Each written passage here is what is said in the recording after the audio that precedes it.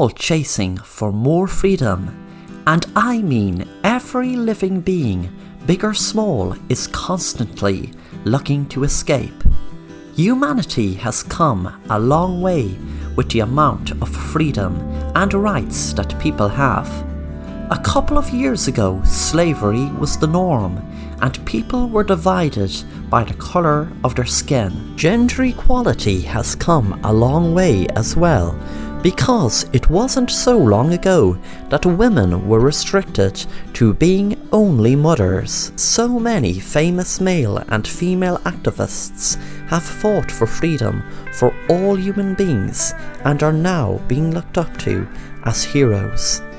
Anything can be a prison though, and it could be a job you hate or being stuck in a relationship that is going nowhere. The need to be free from those types of prisons are just as strong as any other yearning for escape. Something always comes to trap us, and the fight to escape entrapments, however big or small, is the curse for being alive. People addicted to drugs used drugs to help them escape from one hellish lifestyle, only to be reliant on their drug to the point that it becomes their new prison. They traded in one prison for another. The way addicts escape addiction is through rehab and the use of other medicines as their ticket to freedom.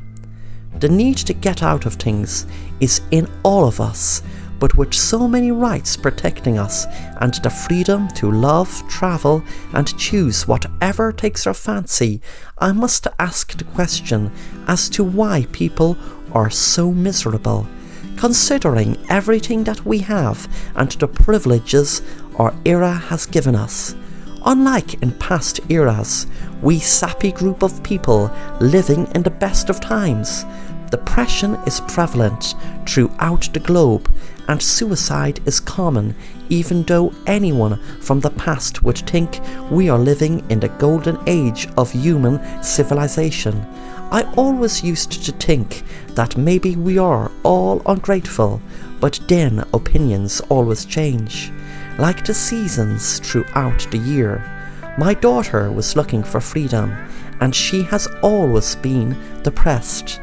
Ever since she was a little tiny girl, she hated hanging around with other kids and was a very reserved child. The other girls naturally took to picking on her because my daughter was so different, and it was obvious that the kids her age would not take to her so easily.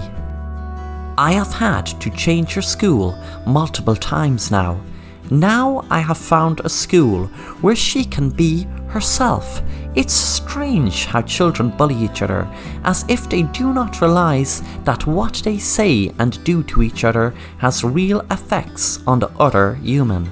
I guess maturing takes time.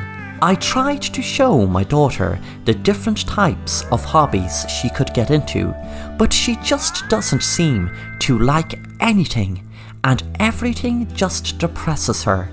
I have spent quite a bit of money trying to get the best psychologist to deal with my daughter, but in the end, medication is all that we are given. I dreamt that one day my daughter would play with other girls and enjoy all of the things that life has given us. Then one day I awoke to my daughter laughing and chatting to someone outside our house, and as I looked outside, I couldn't believe that my daughter was socializing with someone. It was a woman I had never seen before, but my daughter seemed to connect with her somehow, and I was just so happy for her.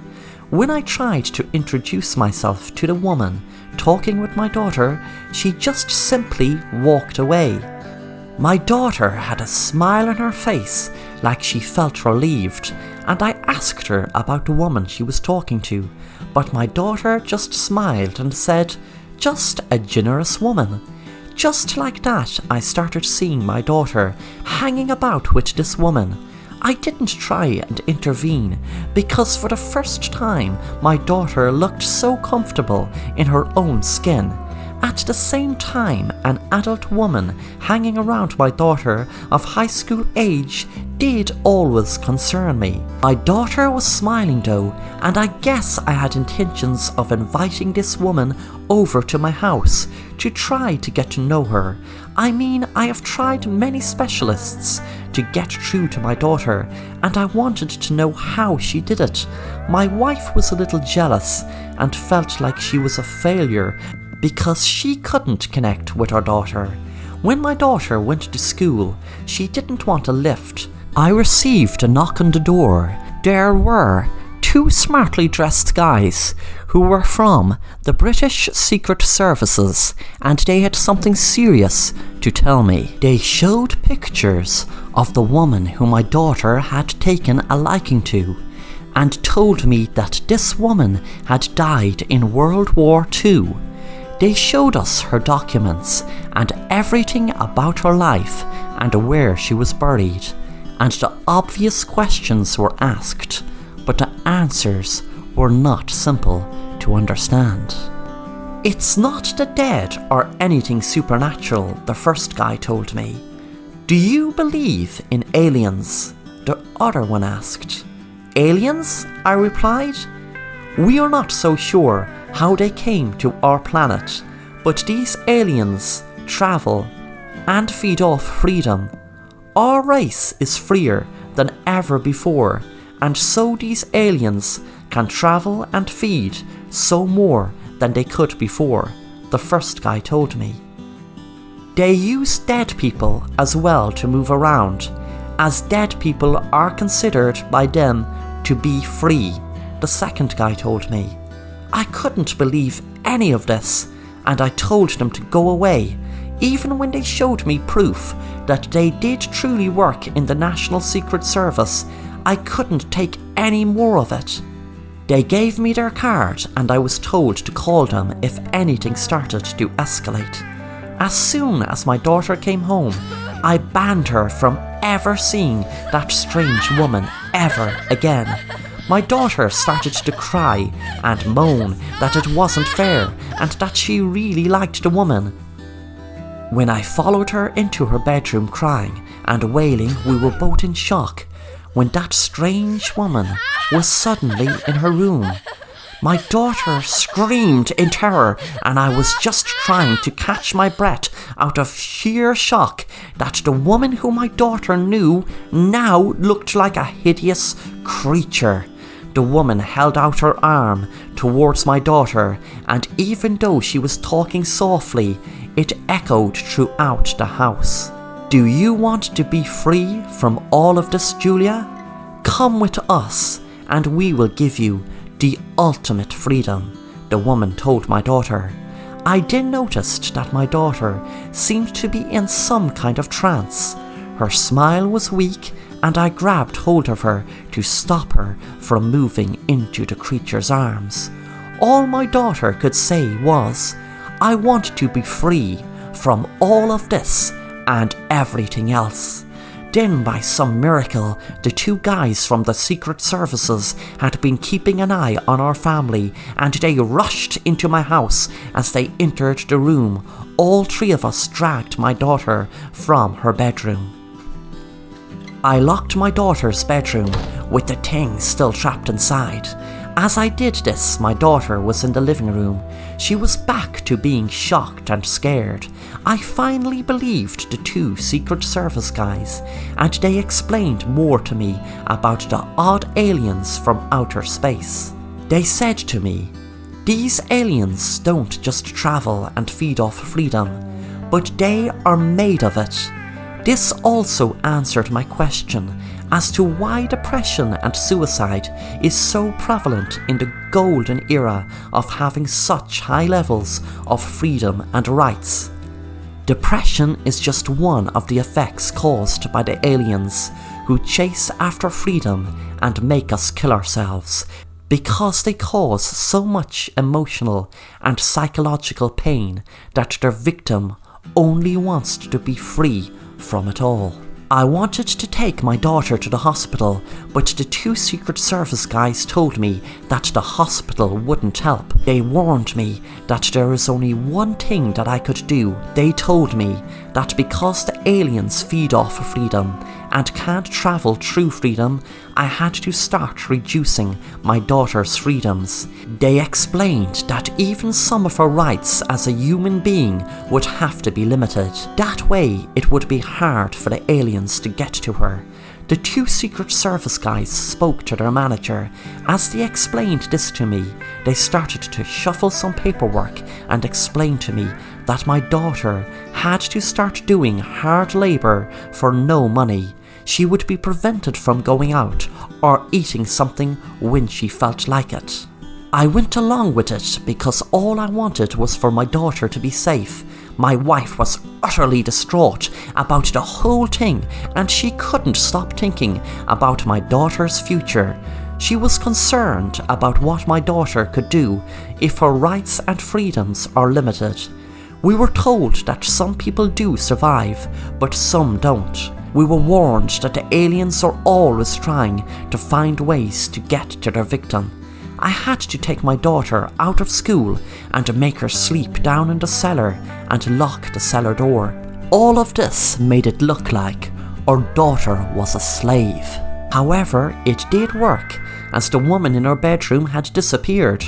I would sometimes see the woman either in the market or some other place outside the home.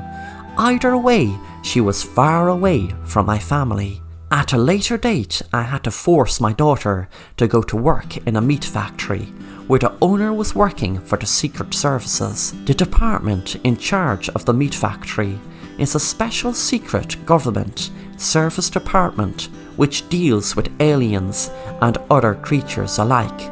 The department have made all sorts of factories as a way of rehabilitation for people like my daughter whose freedom and rights had to be taken away due to the aliens. It was horrible, and listening to her cry, it also wasn't nice to smell her after a hard day's work. My daughter begged me to give her life back, but I couldn't, as I knew what would happen to her if I did.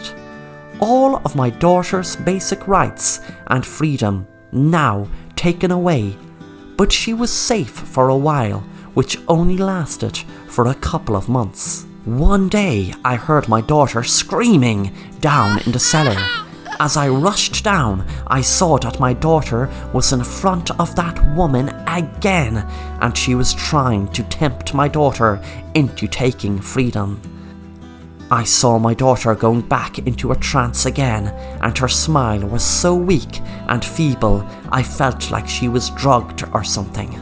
I ran down the stairs and dragged my daughter away from the alien. As I did, it gave out a screech, and a couple of more Secret Service guys came to our rescue. Our house was being watched 24/7 at that point, and I locked the cellar door. After the door was locked, I looked in confusion at the two men who ordered me to take away my daughter's freedom and rights. I was confused because their plan hadn't worked as they'd promised. Then one of them looked at me with a serious, worried look and said, "We have to go deeper and take more rights from your daughter. This time, we will take her ability to choose who she can have sex with." I practically puked when I heard that, and I shouted, "You want to take away the freedom of choice of who my daughter gets to have sex with? She is still at school." "We may not have a choice here, and the alien still managed to get to your daughter because she still had some freedom left, which was sexual freedom. I didn't think we would have to go that far, but this creature is determined to get to your daughter," the second Secret Service man told me. Although it sounded disgusting, they had a point. However, I wasn't going to let my daughter become some sex slave, and nor was my wife prepared to see our daughter become a sex slave. Both my wife and I decided to give our daughter away to the creature down in the cellar. As I held my daughter in my arms with my wife behind me crying her eyes out, I looked at the alien, and it looked at my daughter. My daughter smiled again. I loved seeing her smile like that. I realized then that I couldn't bear seeing her as some slave anymore. My daughter said to the alien, "I want freedom. I want to escape." And the alien touched my daughter, and she died in my arms. The alien looked at me and said, "Your daughter is now free from everything that has caused her so much agony." The next couple of years were hard. The relationship between my wife and me was not the same anymore, as we would both constantly argue and blame each other.